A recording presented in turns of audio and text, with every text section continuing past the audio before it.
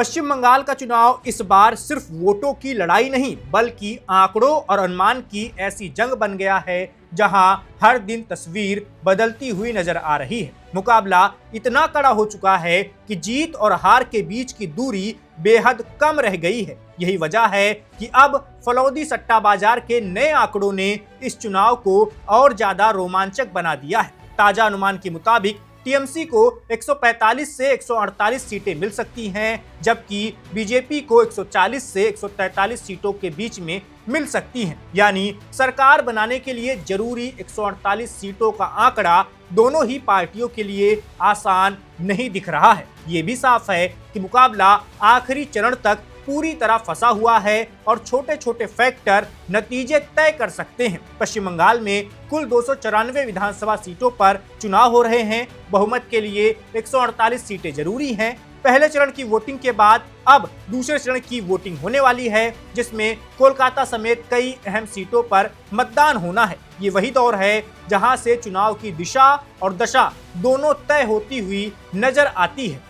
इस बार चुनाव का सबसे बड़ा फैक्टर एसआईआर बना हुआ है। वोटर लिस्ट से नाम कटने की खबरों ने पूरे राज्य में एक अलग माहौल बना दिया है। बीजेपी इस मुद्दे को अपने पक्ष में मान रही है। पार्टी का कहना है कि लाखों नाम हटने से वोटिंग पैटर्न बदलता है और इससे उसे फायदा मिल सकता है। इसी आधार पर बीजेपी का दावा है कि वो 150 से ज्यादा सीटें हासिल कर सकती है। वहीं दूसरी तरफ टीएमसी इस पूरे मामले को अलग नजर से देख रही है। पार्टी का मानना है एसआईआर को लेकर फैले डर ने मतदाताओं को और ज्यादा सक्रिय कर दिया है। कई जगहों पर यह धारणा बनी कि अगर नाम वोटर लिस्ट से कट गया तो नागरिकता पर भी असर पड़ सकता है। इसी वजह से लोगों ने हर हाल में वोट डालने की कोशिश की। कई इलाकों में भारी मतदान हुआ है, जिसे टीएमसी अपने पक्ष में देख रही है। ग्राउंड रिपोर्ट्स भी इस कड़ी टक्कर की पुष्टि कर रही हैं। मुर्शिदाबाद, मालदा, नादिया,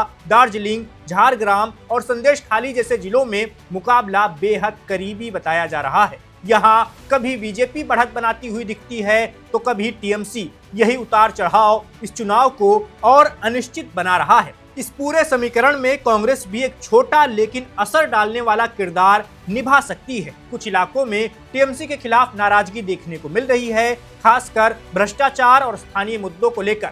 मुस्लिम बहुल इलाकों में ये नाराजगी साफ है, लेकिन ये वोट सीधे बीजेपी की तरफ जाता हुआ नहीं दिख रहा है। ऐसे में कांग्रेस को कुछ सीटों पर फायदा मिल सकता है, हालांकि उसका दायरा सीमित ही रहने की संभावना है। फलौदी सट्टा बाजार के नए आंकड़े भी ये संकेत दे रहे हैं ये चुनाव आखिरी वक्त तक उलझा रहेगा, कभी बीजेपी आगे तो कभी टीएमसी। यही वजह है कि कहा जा रहा है कि इस बार सट्टा बाजार भी खुद कंफ्यूज हो सकता है, क्योंकि तस्वीर हर दिन बदलती हुई दिख रही है। अब सबकी नजर दूसरे चरण की वोटिंग पर है, उसके बाद आने वाले नतीजों पर है। क्या टीएमसी अपना गढ़ बचा पाएगी या बीजेपी इस बार इतिहास रच देगी? इसका जवाब अभी बाकी है, लेकिन इतना तय है कि बंगाल का ये चुनाव आखिरी पल तक रोमांच और सस्पेंस से भरा रहने वाला है।